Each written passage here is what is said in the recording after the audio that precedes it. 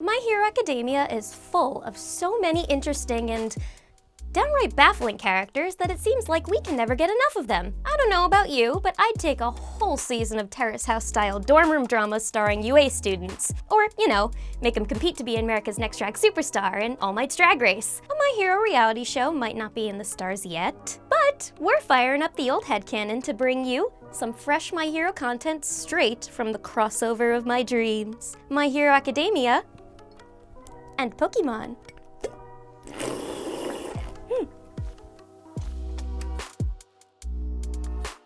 I'm going to put together some Pokémon Dream Teams led by trainers from UA's Elite Class 1A. Cause come on, doesn't Deku give you Major Ash Ketchum vibes? Any aspiring trainer wants to be the very best, but for these trainers, what you want to do is not necessarily what you're gonna do. Because these are squads built for fun more than competition. We're trying to assemble teams of Pokémon that capture the students' quirks and personality traits. Let's kick things off with Green Naruto himself, Deku. Or should I say, full cowling things off. No.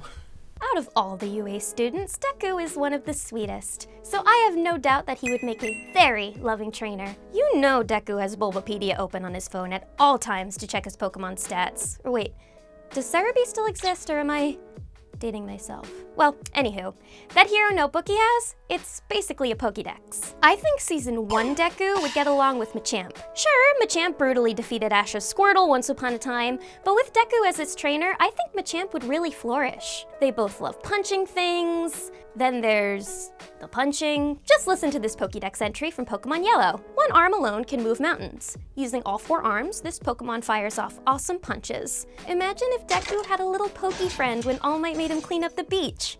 It'd be done in no time. But Deku's squad wouldn't be complete without a Pokémon who truly represents just how much Deku has grown. In personality, not height. In the beginning, he couldn't even control his own quirk and would injure himself anytime he used it. But eventually, he learned that he had these things called legs, and he could kick things instead of punching them. Yeah, we all know the next member of his squad is Hitmonlee. With 2 classic fighting-type Pokemon on the roster, let's take to the seas to find the next member of Deku's team. What bounty can we pull from those glittering depths? Gyarados! Feebas! Much like Deku himself, Feebas is an overlooked and underestimated little fish. To quote the Pokédex, Feebas is often ignored because of the disheveled appearance of its fins and body. Sound familiar? But let's read on. Although extremely ragged, it's a tough Pokemon that can live in almost any kind of water. Yes, I see.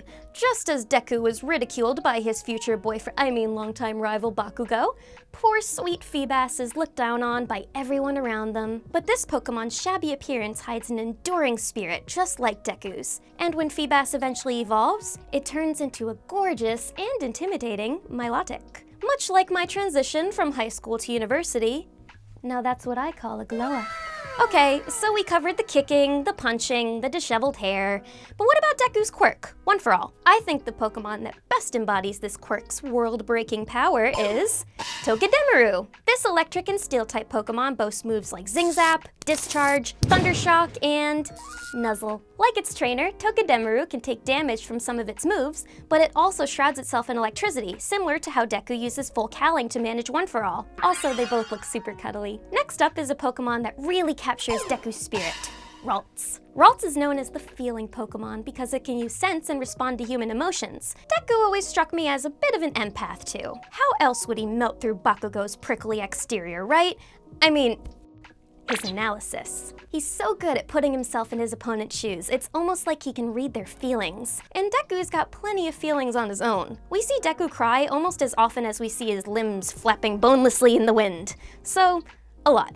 No shame, Deku, I cry every time I see a feral cat. Sure, Ralts is drawn to positivity, but I think it's probably a great shoulder to cry on too. Speaking of tears, Deku's last Pokemon is Sobble. One of the newest generation of starter Pokemon, and also the best of the 3, this little blue salamander has a lot of potential, but it also cries. A lot. Here at Getting the Robot, we take a firm pro-feeling stance. If you want to cry, let it all out. Just don't do it on my pretty dress. Something tells me that Deku and Sabo will really get along. Our next trainer would be a water type if she were a Pokemon, and because her quirk makes her frog-like herself, she probably really gets what her Pokemon are going through. She's a loyal friend, and she'd make a great trainer. It's my sweet, precious baby girl, Froppy! There are tons of froggy Pokemon that we could fill this roster with, and I've got a few coming. But I want to start with a Pokemon that shares one of Froppy's most useful characteristics. Lickitung. Like Froppy, Lickitung's tongue is prehensile and strong enough to lift humans. God, that does not sound right.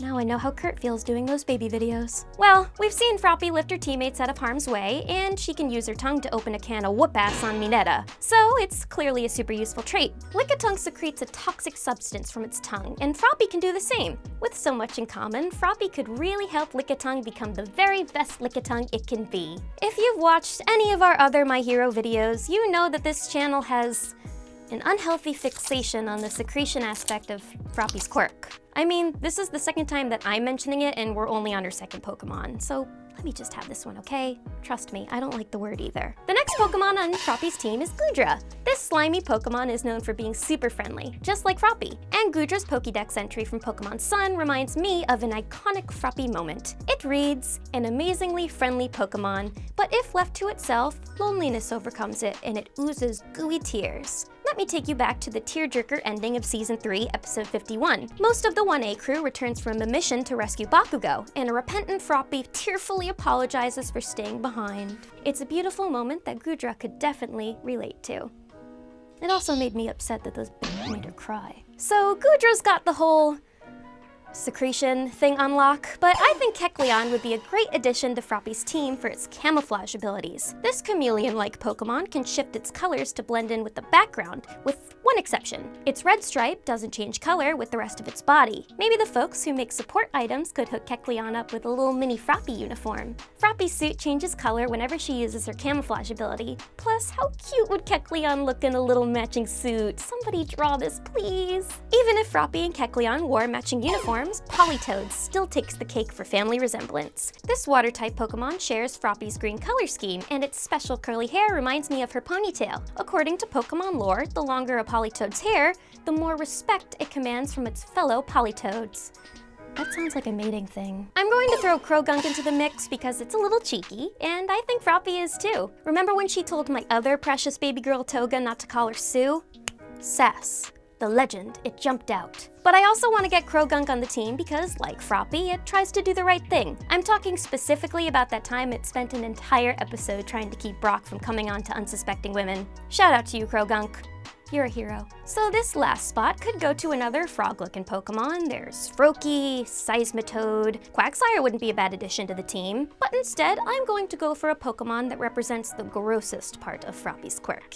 And no, somehow I'm not talking about secretion. Gulpin is a cute little sack of stomach. What I mean is, Gulpin's whole body is basically its stomach. It has a smaller than average heart and brain to accommodate its big belly. So how does this relate to Froppy? Well, if you don't know this already, I'm sorry to be the first one to tell you, Froppy's quirk allows her to vomit up her stomach. Can't you imagine it now? Cute little Gulpin flopping alongside Froppy, and the next thing you know, she pukes up her stomach and... oh god, I just love grossing you guys out. It's so much fun. I just gotta give Gulpin some love. Join the team, little buddy. Wait. I do love grossing people out. I have no doubt that Bakugo would be the rival trainer in any Pokemon series. He'd totally beat you to Professor Oak to have his choice of starter Pokemon, and then challenge you to battle at every possible opportunity, only to eventually team up with you to fight evil. Yeah, that's totally Bakugo. Him and Gary would make a pretty solid dream team. And I've got a solid idea who's on his team. I have to start off with Voltorb. It's a grumpy orb that is prone to temper tantrums, so don't cross it. If you are unlucky enough to piss off a Voltorb, it's bound to explode, just like Bakugo. And is it me, or do Voltorb and Bakugo kind of have the same eyes? On top of that, Voltorb's Pokédex entry sounds a lot like someone we know. Voltorb is extremely sensitive. It explodes at the slightest of shocks. Yeah, that sounds like Bakugo when he finally realized that Uraraka is a formidable opponent in the sports festival. The next Pokemon is also kind of a but I promise that's not the only reason why it's here. Charizard will always be the most coveted Pokemon for all 90s kids, and it's also a great addition to Bakugo's team. Charizard's fiery blasts mesh well with Bakugo's quirk. Charizards are also known to fly across the land in search of formidable opponents. Bakugo, on the other hand, only flies across the sky to escape all for one. But still, it tracks. Both Bakugo and Charizard are itching to show off their skills to prove their might. And it's kind of undeniable that Charizard's a bit of an edgelord. Remember how he refused to obey Ash?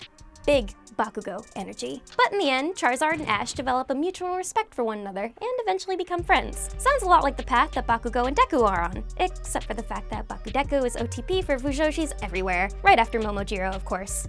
Does it really come to a surprise that I like girl love at this point? Next, I've got a Pokemon that I love because it's just so bizarre. Scrafty, I choose you. I don't have a real Pokeball. Scrafty makes the squad because it's known as the hoodlum Pokemon. Big Bakugo mood. And while Scrafties are totally hoodlums, they look out for their own, and their prickly nature only comes out when they're defending the ones they love. This Pokédex entry says it all. This Pokemon may be rude, but it takes very good care of its family, its friends, and its turf.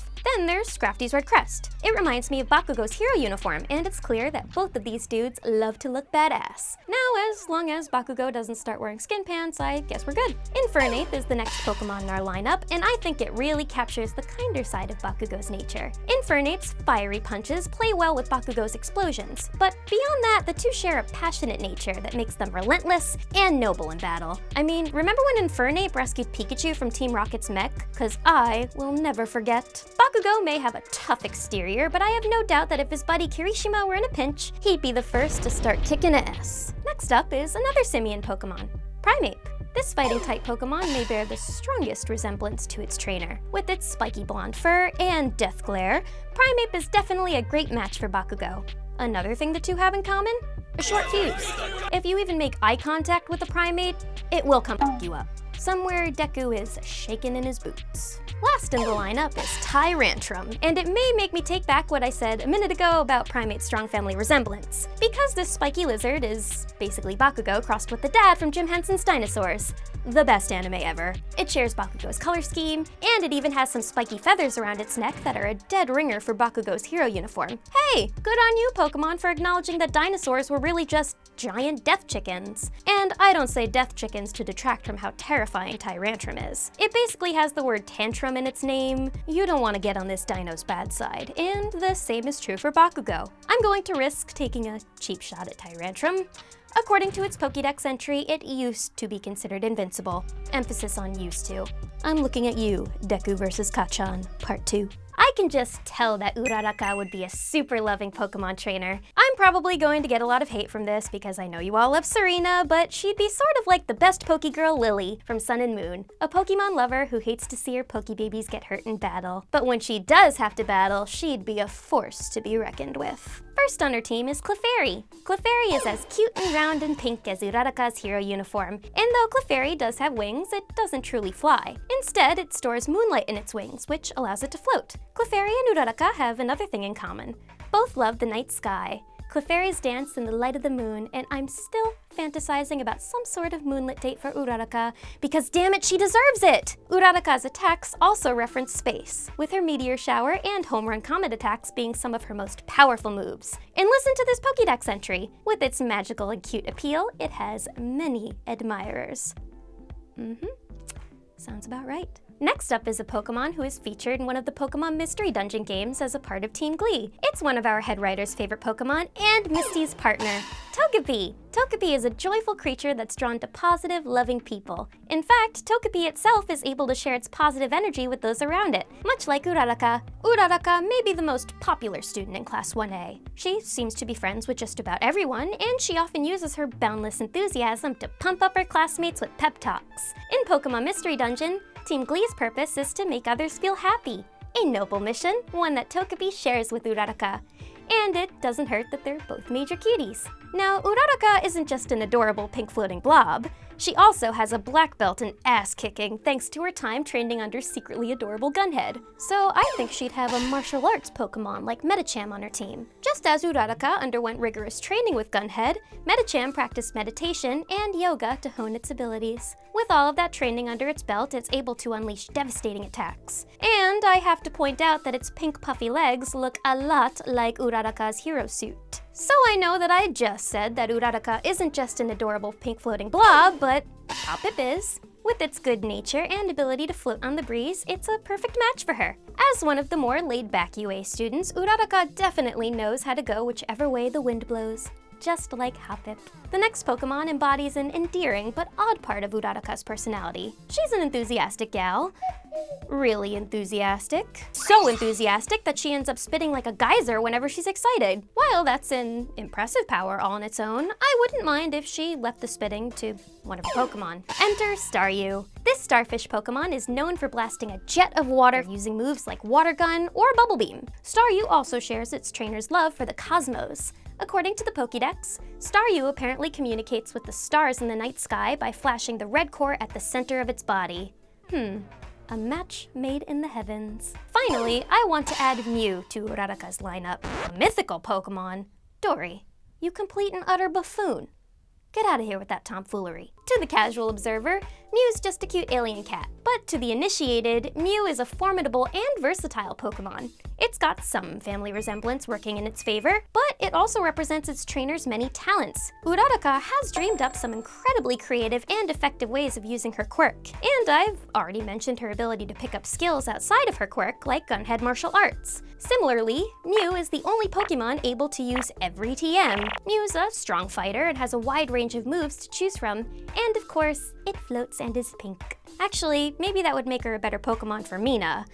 We'll save Mina's team for another video though. I could go forever, literally forever, about which Pokemon make perfect companions to my hero characters. Salazar Midnight. But alas, I'll have to save the rest of those teams for another day. Do you want to see more Pokemon My Hero teams? Let me know in the comments. And thanks for watching Get in the Robot. Made in NYC, because we can't move to Japan.